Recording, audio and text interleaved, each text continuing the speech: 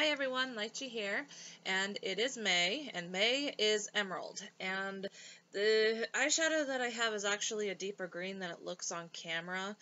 Yep, this is just a quick tutorial. Watch this to see how I did it.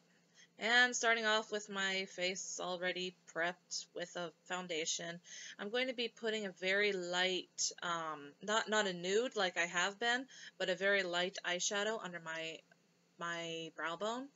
And in the inner eye corner, it's going to actually be a golden yellow, and it looks better in person. God, I hate my eyeshadow. And this one is actually an emerald green. It looks aquamarine though. Jeez.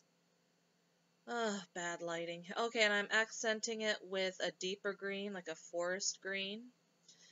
And just putting that in a U shape, as I usually do. And don't worry, I'm going to be blending all this layered crap together, and I'm getting rid of the fallout. Yep, see, blending away. Oh my god, I got fallout on my face. You can so see it. Blending it all together. Yep, that's what I'm doing. And now I am putting concealer on because, the fallout. So getting rid of the fallout underneath my eye with the concealer. Oh yeah, and also concealing the dark circles under my eyes.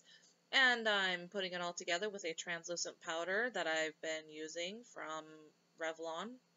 I love this powder. And finishing up my face with blush. Blush.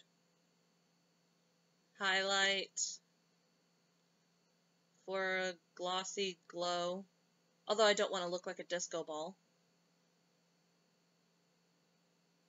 And mascara. I already put my eyeliner on, obviously. And eyebrows.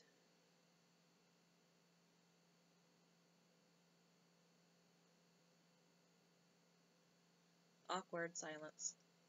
And I am finishing off with this gloss, which is kind of a nude with a pinky undertone under it, or a pink tone to it.